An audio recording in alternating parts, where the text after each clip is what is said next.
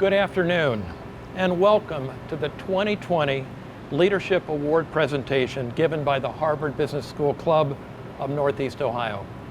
My name is Rex Mason, and I have the honor of acting as the chair of the 2020 Leadership Award Selection Committee.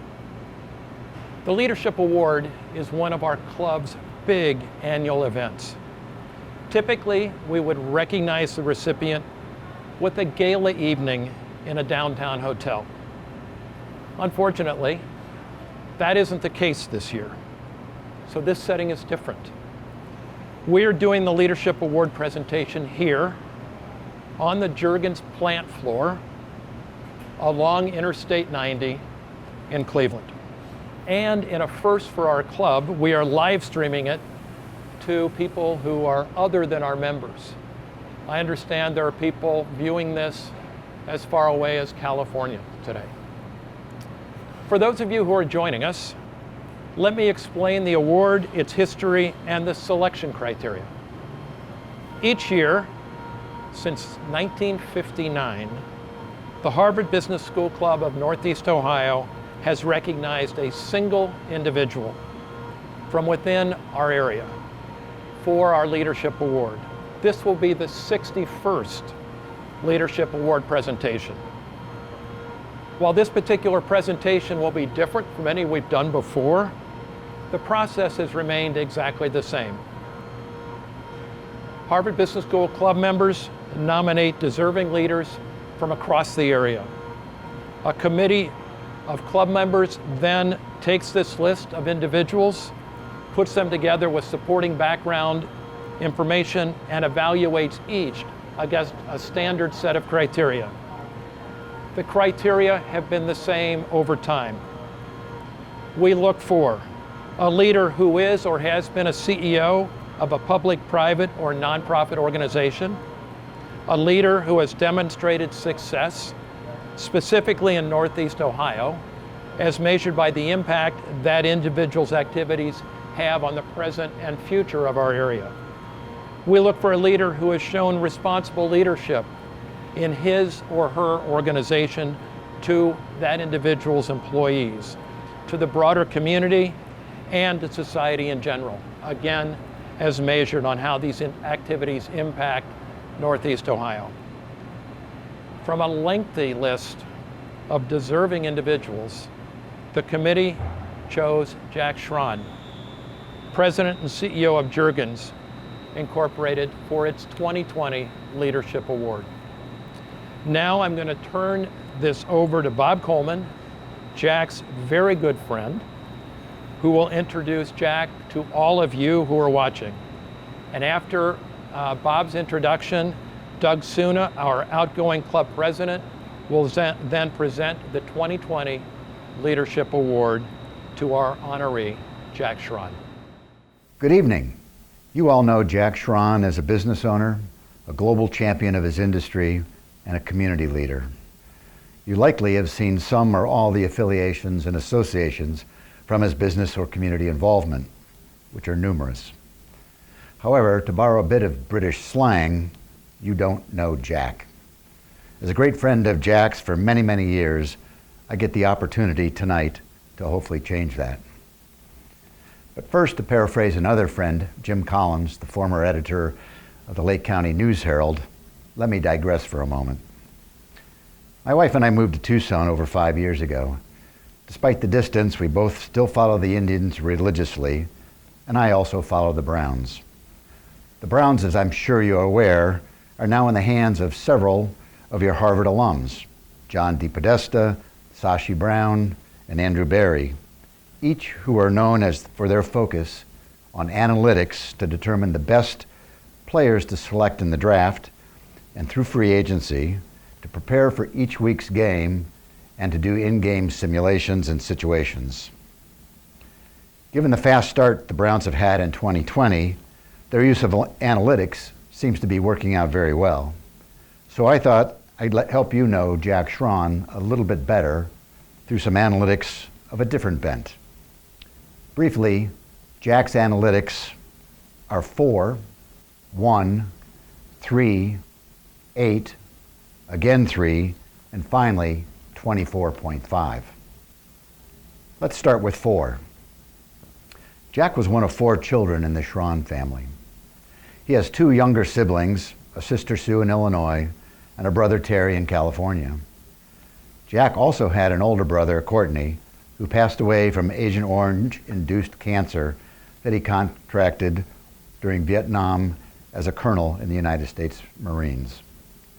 They all grew up in Chagrin Falls and attended Chagrin Falls High School, where Jack was on the wrestling team, progressing from initially at 112 pounds, yes, that was 112 pounds, to his senior year when he was team captain and wrestled at a lofty 127 pounds.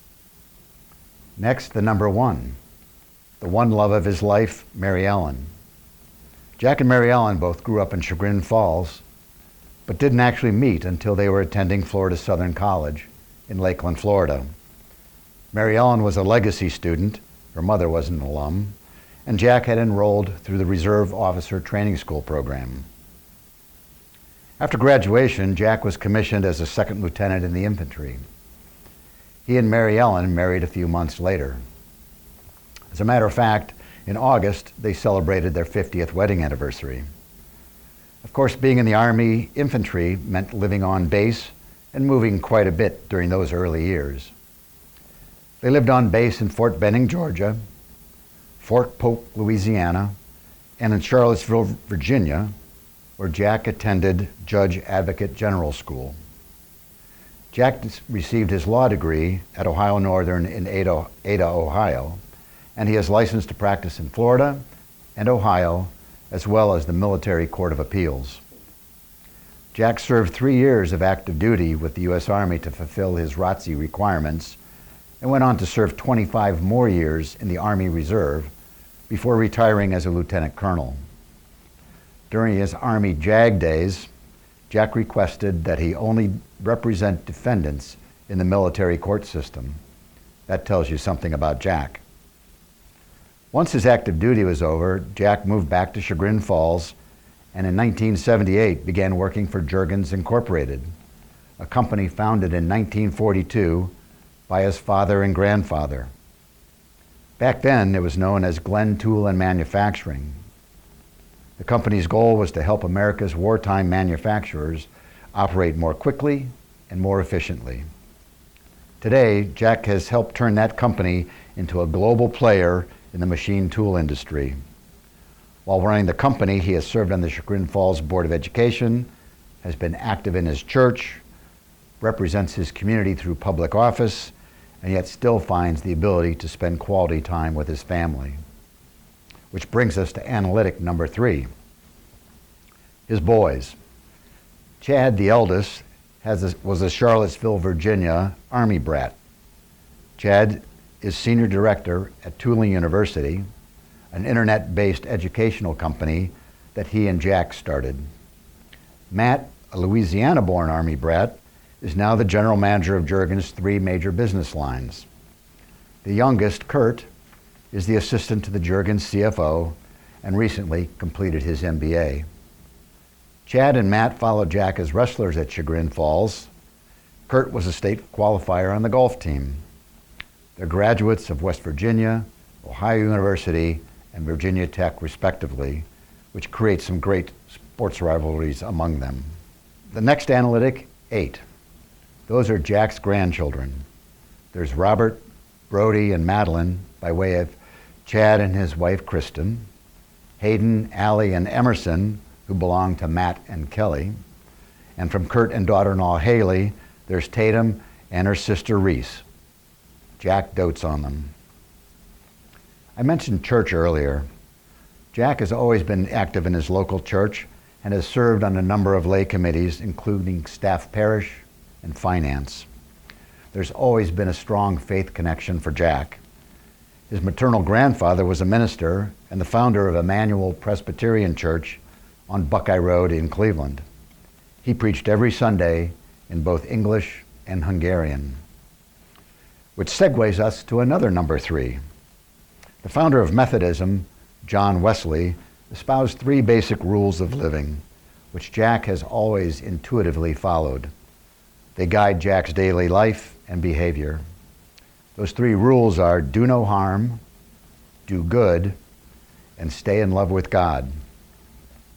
Jack does no harm in a general sense by avoiding bad behavior, not participating in gossip or using vitriolic language. He truly thinks about others before he acts.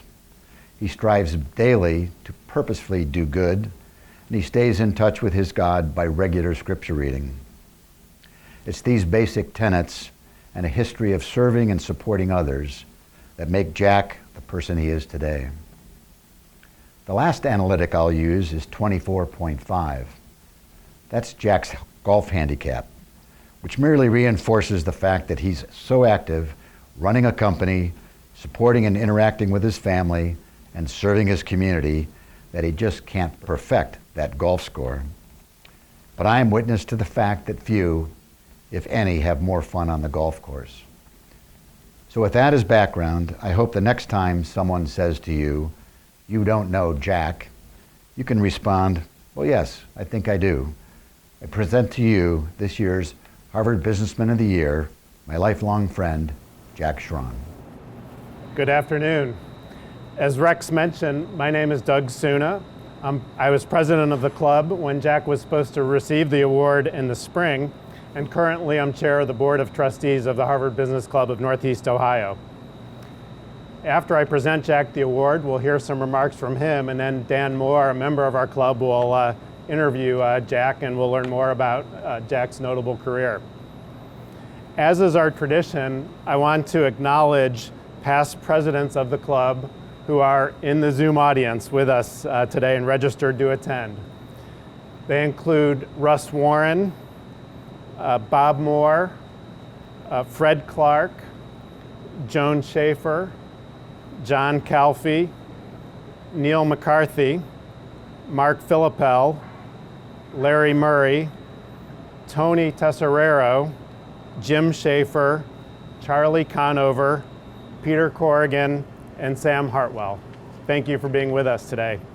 I also want to welcome Jack's immediate family members, his wife Mary Ellen, and his sons Matt and Kurt. We're grateful to have you with us today as well. Jack, also, I want to thank you for opening your wonderful facility for today's presentation. We obviously had to call an audible or 2 or 3, given what happened last spring, but we're grateful for your flexibility, your understanding, your hospitality, also the hospitality of your employees at Jergens for making this possible today. The club has already begun celebrating its 100th anniversary, which is in 2021, a few short weeks away, and we never miss a chance to say we're the oldest Harvard Business School alumni club in the world. Rex mentioned we've been giving away this particular award since 1959, and Jack, you're the 61st recipient. Before these events, I always enjoy looking over previous winners on the club's website because it is a real walk through Northeast Ohio's wonderful past and present business heritage. There are recipients we all know like Gund, Mandel, Stouffer, Ratner, Timken, Smucker, and I could go on and on. Thanks to Google, I can even look up names that were before my time. It's filled with Fortune 500 CEOs, world-class entrepreneurs, philanthropists, leaders of our amazing nonprofit institutions like Case Western Reserve and the Cleveland Clinic. Jack, for your success in growing Jergens into what it is today as president and CEO for 30 years, for your commitment to public service in the town of Chagrin Falls, the city of Cleveland, the county, the region, and the state, for your commitment to education, including vocational education as the founder of Tooling University, and last but certainly not least, for your commitment, leadership, and sacrifice to our country in a 28-year Army career retiring as a lieutenant colonel. On behalf of the Harvard Business School Club of Northeast Ohio, I just could not be more honored to present to you this award, the HBS Club of Northeastern Ohio 2020 Leadership Award, in a very socially distant manner. Congratulations, Jack.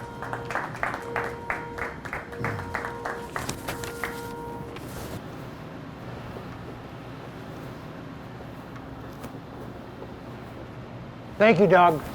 This is truly one of the highest honors of my life for the Harvard Business Club of Northeastern Ohio to receive this award, especially on their 100th anniversary of the club. What a true joy this has been. I don't know whether our video got through to you as far as my good friend remotely thanking Bob Coleman for the introductions that he did in regards to this. If you didn't get a chance to see it, we'll make sure it gets out to you.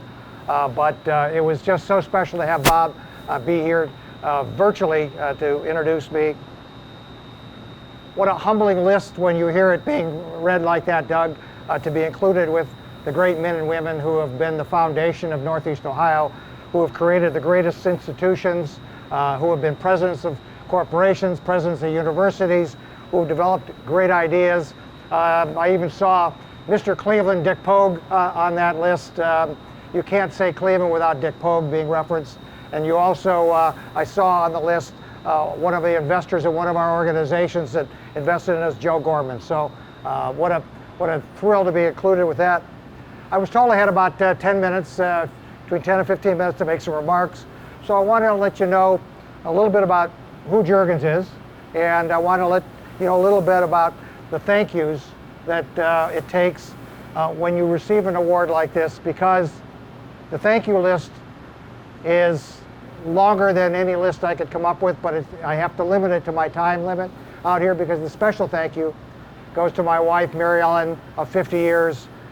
She's been with us through all of our successes, both business-wise and personal-wise. She has done everything to be a supporter of where we go. She has supported us in our success. She's supported us all the way through what we've done in life's journeys, when we were head residents of a girls' dormitory, and all the time we spent in the United States Army. So special thank you, sweetheart. I want to thank my father and grandfather for having the vision in 1942 to start a business in the middle of a Second World War. That not only takes a business desire, but it takes some certain guts. And I know I stand here with a guy who started many, many businesses, Dan Moore, to start a business in the middle of the Second World War. I want to thank my Presbyterian grandfather minister of 50 years in the clergy, and my mom, for helping set the moral compass, my God-based, faith-based foundation to which sets the direction for everything I do in my life. As president, sometimes you are lucky enough to get credit for a lot of things that you really don't do, but you're in the symbol of that person out there. So, but that real success, it relies with a lot of people out there, and I want to thank those people, some of which are my family, some of which are my friends, but all of them is what it takes to make an award like this possible. Special thanks goes out to my brothers and my sister and her husband, for they have made this business grow and to be the success that it is.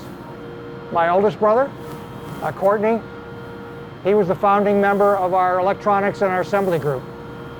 We call it ASG. Sadly, he cannot be with us today because we lost him to Agent Orange after he came back from Vietnam many years later, where he died as a Marine Colonel in the United States Marine Corps. I want to thank my older brother, my second oldest brother, Terry. He's the Director of Innovation for our organization.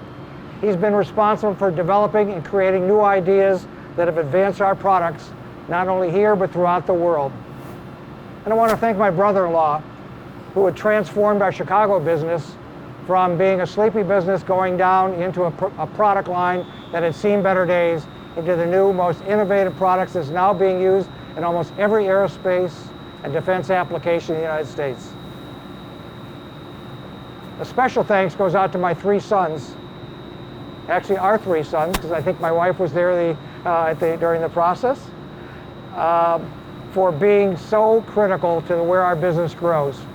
Our oldest son, and I want to correct one thing, because I'm not the founder of Tooling U, I was a co-founder, because the vision, the excitement, the development, that exists in the current leader, our oldest son, Chad, for what he's done to take Tooling U and to take that, develop and grow it. And like a true entrepreneur like Dan Moore, we took and grew the business, we sold it off to another generation, and it's grown and grown and grown, but Chad is still the leader for Tooling University, where it's going into manufacturing education. It's now become the manufacturing education's largest producer of training and education, with over 6 million classes having been delivered to last year's class of over 500,000 students going to Tooling U. Our second son, Matt, he learned the business from the ground up. With his grandfather, he's been a driving portion of everything that's gone on in multiple divisions of our business. As general manager, he's done exceptional growth, taking us to over 500% growth in his businesses as he's led them, and now he's leading our largest business unit. Matt, your grandfathers would be proud of everything you've done. Our third son, Kurt, has joined the business as our analytical research engineer, both in the financial area and analytics. Kind of like Bob Coleman might have mentioned on the video about analytics and how important it is to everybody's business today. He's our numbers cruncher, understands what it means. He's going to be opening up doors with all that analytical research, because big data is going to drive big activity and it's going to drive us to the next level. But there's another group I want to thank, and that's all the people who've been part of Jergens for these 78 years.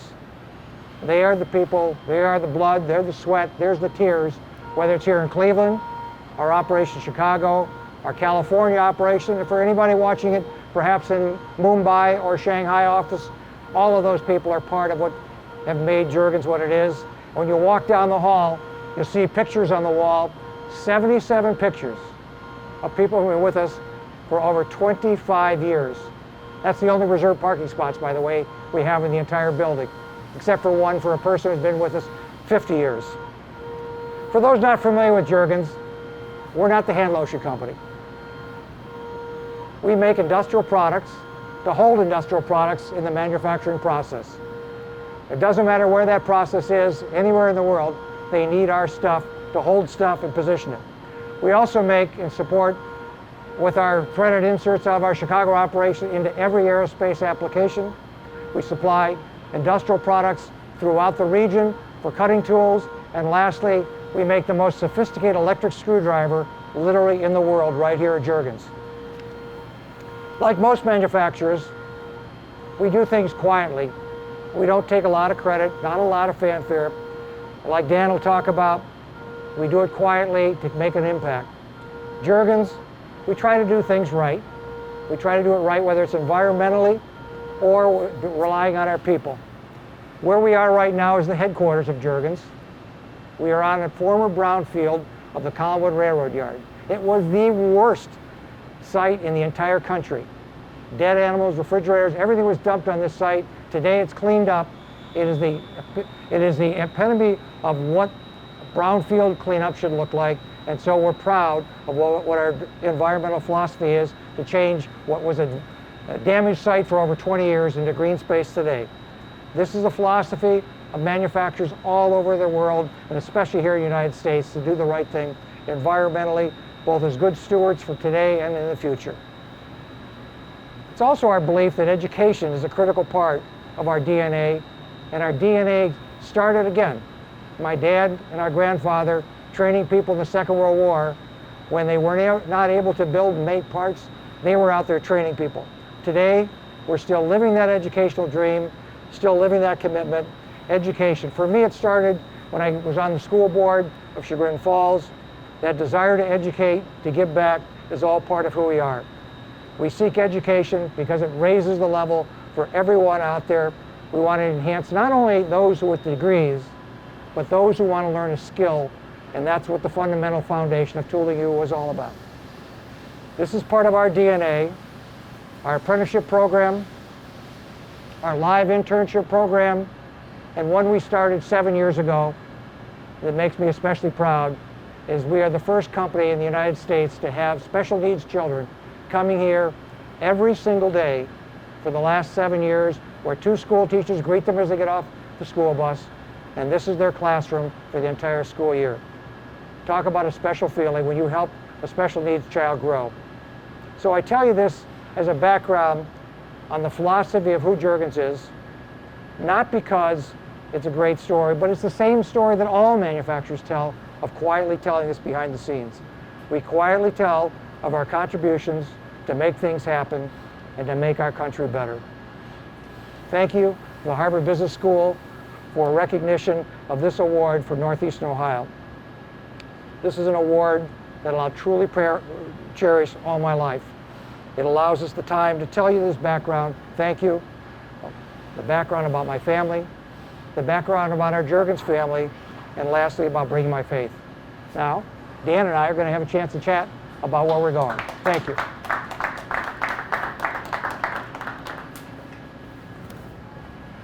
Jack, thank you so much for having this event in your factory. We're right in the belly of the beast.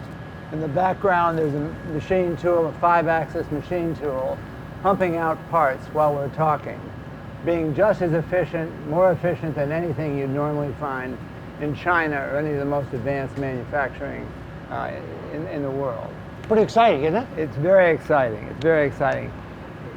You've done so many leadership things. It's hard to start, but I'd like to start with one thing, and that is you've been, for the last 25 years, or even before that, a proponent of vocational education, particularly in manufacturing. That would be welding, machining, stamping, metalworking, electronic controls, electric distribution, all the things that manufacturers have got to do.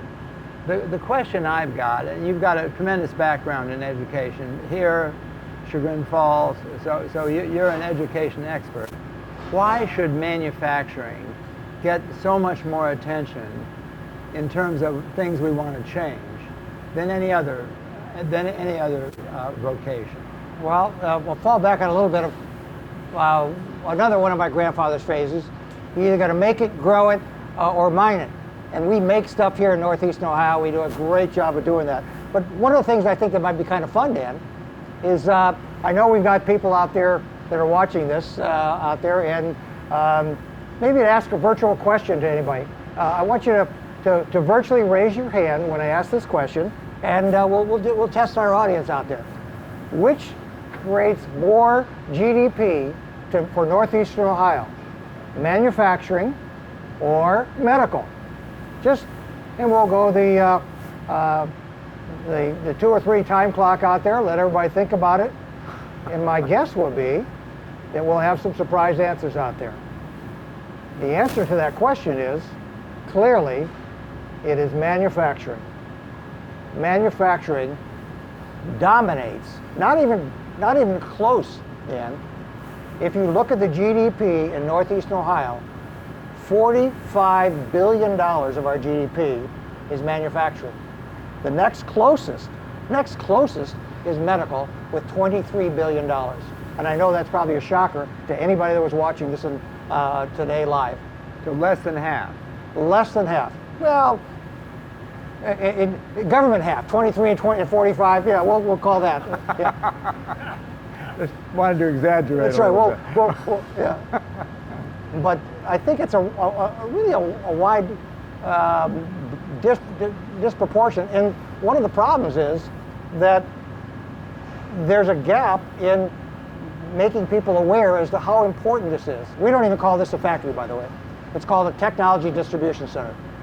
Automation is going on, robotics are going on, lasers are going on, all the kind of things that are every bit as exciting as any technology operation where somebody's banging on a keyboard.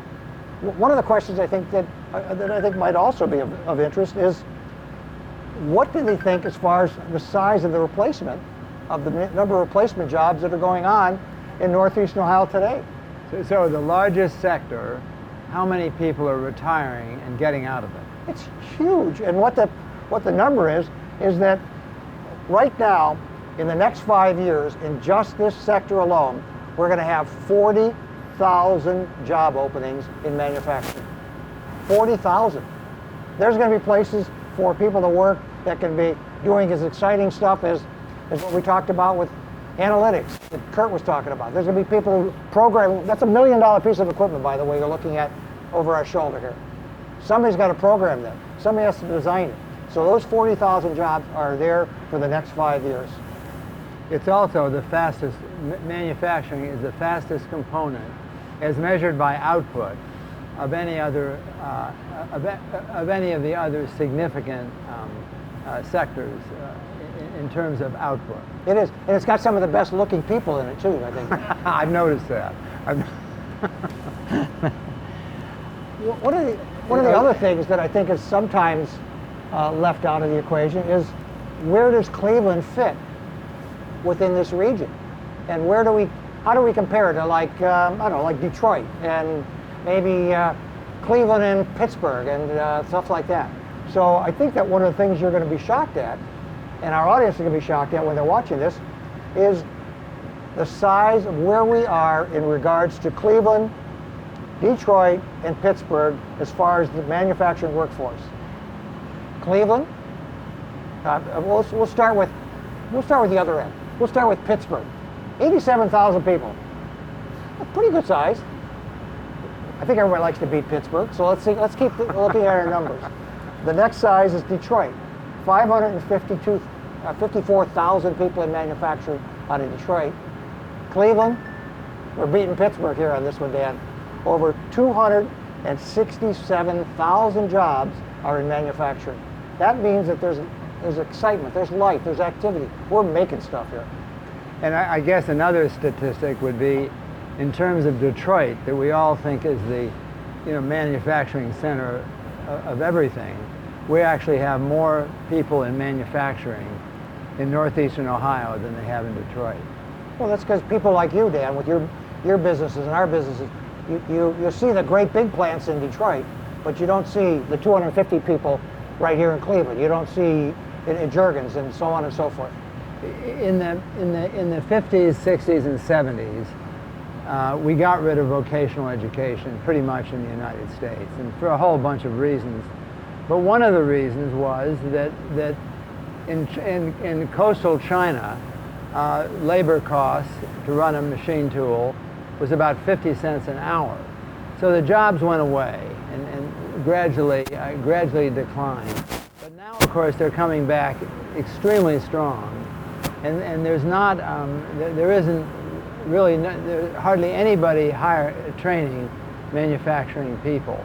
So the question I have is, why do you think, why has the system been so slow to respond to this enormous need? As you said, the fastest growing sector of the economy, we're not training in. I think there's a perception that somehow this is where you come if you don't have, the intellectual capacity. Well, I can tell you that to run that 5-axis machine, to actually simulate for anybody watching it, it'd be like trying to paint your fingernails while your hand is moving like this, and it's going, and your paintbrush is coming at 5,000 RPMs. That's what somebody has to program that. That takes a brilliant person to be able to run those. And they want to use their brains and their hands to make a living. The world is now coming back and waking up that making stuff is cool again. I think one of the complicated issues is for inner cities like we're in now. One of the problems is that you have extremely high unemployment, sometimes 50% unemployment, among 18 to 25-year-olds. This machine here, you may not be able to program it, but you could certainly learn to load it, and you could effectively be much better at making things if you could hire more people that could actually do it. Well, one of the things that a lot of us in manufacturing are trying to do is say, this is a big tent, and the days of trying to think that it's pigeonholed is no longer there. Here, I just discussed about how special needs young men and women are in here actively being part of our production process. We now have people that are coming out of other sectors. Hospitality are being converted, taking their $10 or $11 an hour job and moving into $15, $20, $25, $30 manufacturing jobs. And another group that we're actually all targeting is second chance individuals coming out of incarceration. Mm-hmm. They can become such great contributors to it. So this is going to be the place where everybody's going to want to be. It's going to be the biggest tent. It's going to be welcoming, and we're going to say we want everybody to be part of manufacturing. So how would you change the perception of parents? How would you let them know that this is interesting work? It's not backbreaking. It's not dirty. How do we do that? Do we do it? Do we have educational programs that are funded by somebody, somebody unmentioned. What's the strategy for doing that? Well, it's a little bit like when my dad and I had this conversation about who's going to train the next generation. I said, why not us? So we created Tooling University. Then the other question is, why not you and me, and why not every manufacturer opening up our doors? We're in our classroom right now. This classroom is right on the floor so that kids come by. If it wouldn't have been the pandemic, we've had hundreds and hundreds of kids come through and show them what's going on. We're not going to capture them all, but we're capturing a lot of people waking up. And so every manufacturer has to open their doors and tell the story. I agree, but it's a challenge. Oh, it is. For example, if you hire a farm boy from Burton, Ohio, compared to a young man or woman from the inner city, there are things that the farm boy knows growing up: how to handle a screwdriver, a wrench, how to fix a motor, this sort of thing. How do we get that ingrained in the inner city kids that could take these important jobs here? I mentioned about our active internship program. 3 of our apprentices going through right now, right this moment. One of them is a young man who graduated from Ginn Academy right up the street here, not more than a half a mile. He is African American, excited about his job. He's a sponge for knowledge. And when I said, I can't wait for you to take over my job someday when you keep on growing and learning like you did. Young Brandon is a terrific individual. And I think we can do it. We just have to point the message that we want to be inclusive. Everybody is welcome. But let's say hypothetically that that we have to have education in schools that are somewhat vocational. You could start with, like I remember in the 6th grade at Roxborough Elementary School in Cleveland Heights, everyone in the class, boys and girls, had to make a motor. Now that would be difficult to sell nowadays. People wouldn't buy that. Educators wouldn't buy it. How do we get this turned around so that we get more things that are mechanical and technical? And essentially, I guess what I'm getting to is not being so concerned about high school graduation, ultimately not being as concerned about that, but being more concerned about the ability to have a job, be trained for a job when you get out of school. Well, I think you've done a perfect segue to one of your visions, which is my dad went to Collinwood High School, started this business less than a mile and a half from where we are. We've been here 78 years. We've been in 4 different locations, never having moved more than 2 miles. Your vision is to create Collinwood High School, to take it back, I believe, to what it formerly was. And it seems to me that that's what it's going to take. It's going to mean not only having a Polaris and not only having an Auburn Career Center, but having an urban Polaris, having an urban Auburn Career Center right down the street from where you and I sit right now. Like maybe a souped-up John Hayes High School. I think it's going to be unbelievable. Yeah. It's going to be John Hayes on steroids. We're going to kick butt and take names. We're going to have, I believe, following your philosophy, we're going to have vocational skills around manufacturing, around welding, around culinary. Who knows where else? The vision doesn't end. Using your brains and hands to make a living is a great place to be. Whether it's a plumber, whether it's whatever it happens to be, we want to have that being as valuable, like it is in Europe, as it is for any other form of education. It's staggering to me that you have that many kids, or that many people, in Tooling U. Well, they told us it wasn't going to work, by the way, Dan.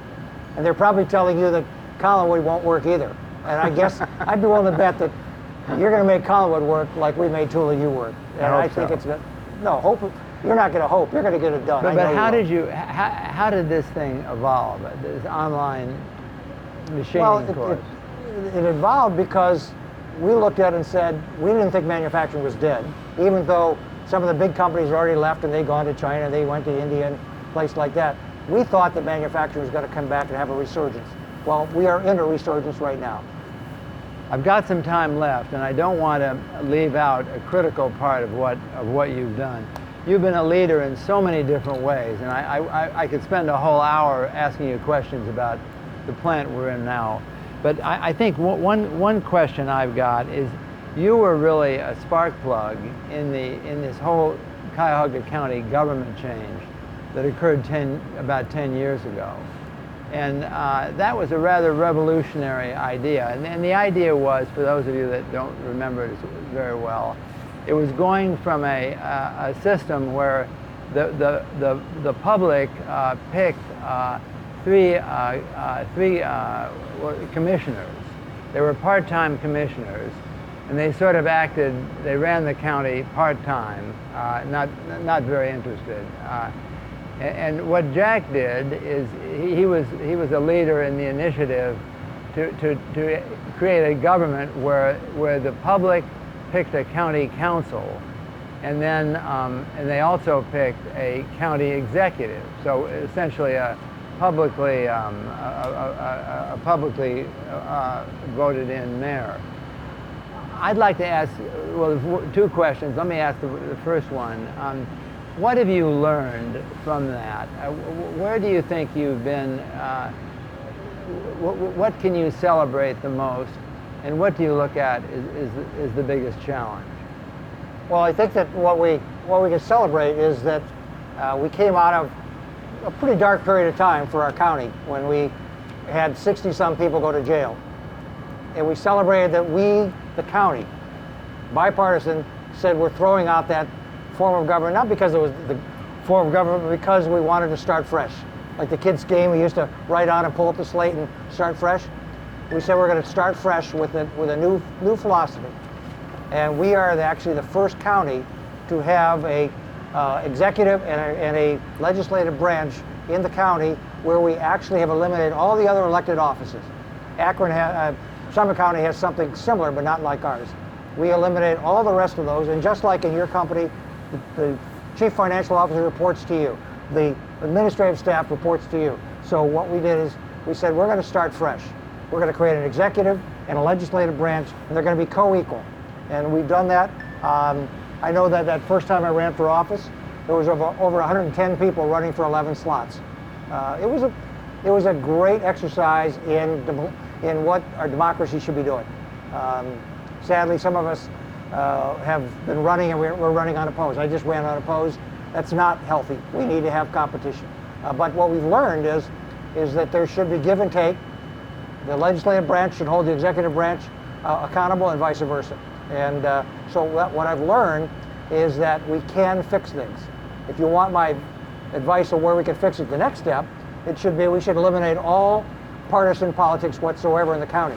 There should be no Republican, Democrat, Independent. We should all just be, just like our judges, running as a nonpartisan slot for county executive. And I know that was a part of the original, that was part of the original vision. They just could not pull the trigger to get that next step done. So you're asking me where I think it should go. That's where it should go next. It should go just like our judges, should be independent. And because of that, what I've done is I became very, very collegial with my Democratic colleagues. We've got a great relationship. We've done some great things, but we could do even more. But couldn't you sell that concept? I believe that there are a number of groups that are starting to buy into it. There are some that, because we're such a heavily politicized county, that's going to be a hard sell. But if it ever got on the ballot, I truly believe that the voters of Cuyahoga County would pass it overwhelmingly to say, let's get rid of partisan politics. We don't, in the 59 communities in Cuyahoga County, I think there's only 3 that elect a partisan county or city council and a partisan mayor. All the rest of them are nonpartisan. Why shouldn't the largest elected body in the county be nonpartisan? Well, okay, let me ask you. I can sell it to you. I can sell it to a lot of people. Let me ask you this question. I think the voters would buy it. I remember doing a poll once, and the poll was, it was for the mayor of Cleveland, and the poll was, the key question was, is it important for a mayor to have administrative skills, administrative experience? 75% of the Cleveland voters said it wasn't important.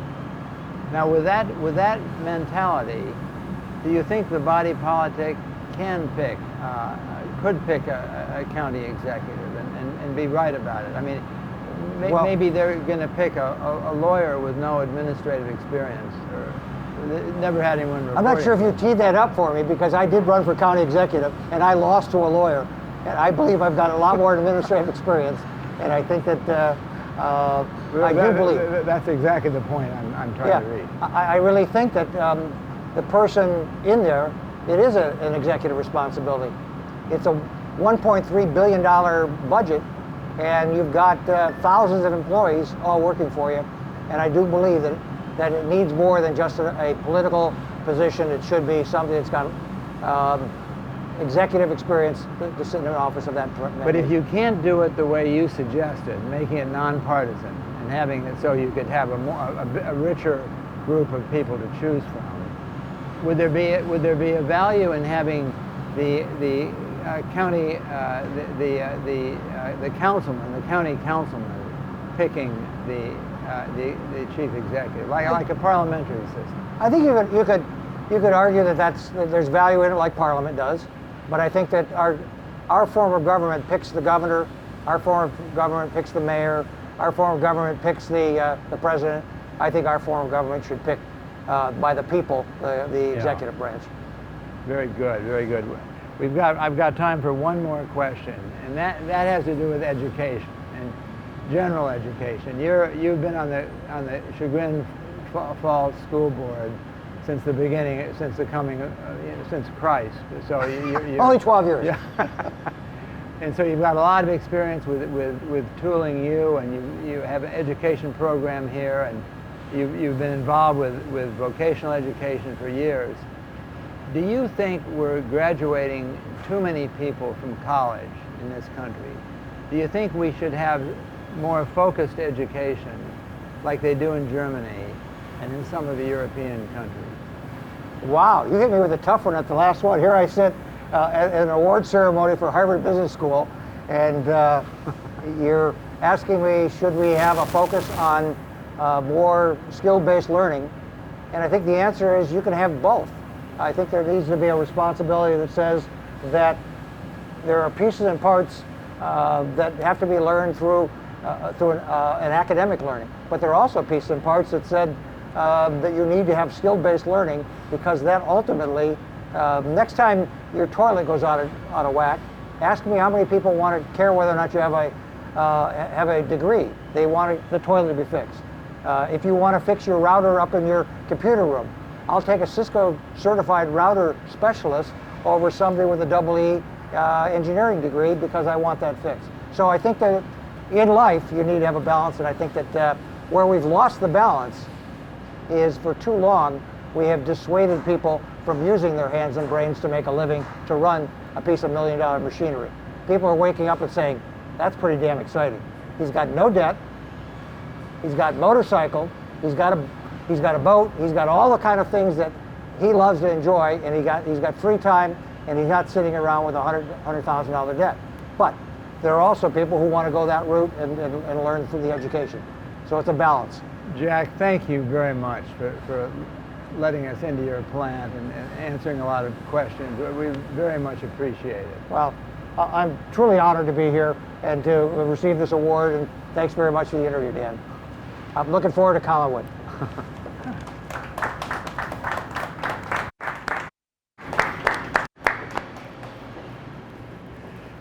Good afternoon, I'm Neil McCarthy, and I'm honored to serve as the Vice President of Philanthropy for the Harvard Business School Club of Northeastern Ohio.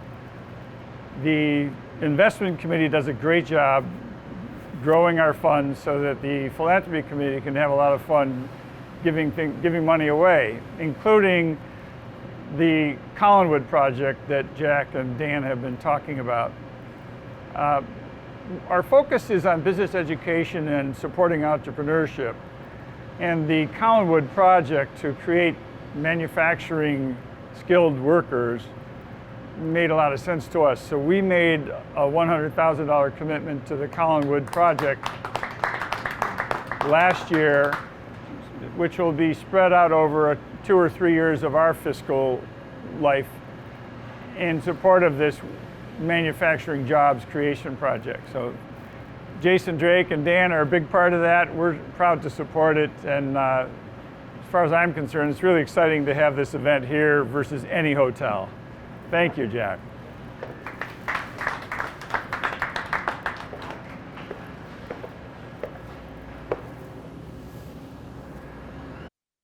And Jack, great discussion. What you highlighted was the importance of manufacturing to Northeast Ohio. Until we began preparing for this, I had no idea that manufacturing was twice the size of healthcare. If you'd asked me, I absolutely would have said healthcare was dominant. Manufacturing always takes a back seat, and yet it's the lifeblood of Northeast Ohio in reality. It's good to know that, but it's also good to know that our Harvard Business School Foundation is supporting projects to help accelerate and grow manufacturing here. So that's part of what the Harvard Business School Foundation does. And it's great to support this project as Neil described to our members. So before we close this event, there are a couple of things I'd like to do. First, I want to recognize all those people who helped put this together and make this happen. First and foremost, let me thank Joan McCarthy, who always kind of takes the lead on these projects. She has been the individual who has helped us make the Leadership Awards events happen over a long period of time. She's always there to support this event. So Joan, thank you. And let me also recognize the committee that was this year's award selection committee. They included Jim Boland, Fred Clark, Peter Corrigan, Megan Fellinger, Michael Gall, Sam Hartwell, Neil McCarthy, Dan Moore, Michelle Ross, Kristen San Marco, John Chetzley, William Strunk, J.D. Sullivan, Tom Waltermeyer, and Russ Warren. It is a large committee, and getting through that committee is quite a process. Thank you to all of them for the work to help make this happen. And secondly, let me remind our club members about two upcoming events. Until the middle of this afternoon, there was an event on December 3rd where we are going to have a conversation with Dilip Rao, who was the VP of Research at the AI Foundation, where he had speech, language, and vision research efforts for generating and detecting artificial content. But unfortunately, he's not able to do that, and so that date has now been converted into a social gathering that evening at 7 o'clock. So HBS club members, look at the notice that came out from Joan today. And the second, we have an event on January 15th, our annual event with a representative of the Cleveland branch of the Federal Reserve. We do this every January, and I recall very specifically how accurate they were when we got together last January forecasting this year. So, whoever would have thought in January when we had that event, when we were then to where we are now, could never have happened. So we're going to do it again and see if they're any more accurate next year. That's January 15th. So thank you to everybody for joining us today for the 2020 Harvard Business School Club of Northeast Ohio Leadership Award presentation. Jack, it has been the club's great pleasure to recognize you for all that you have done for our community. Thank you for accepting the award, and thank you to everyone. Good afternoon.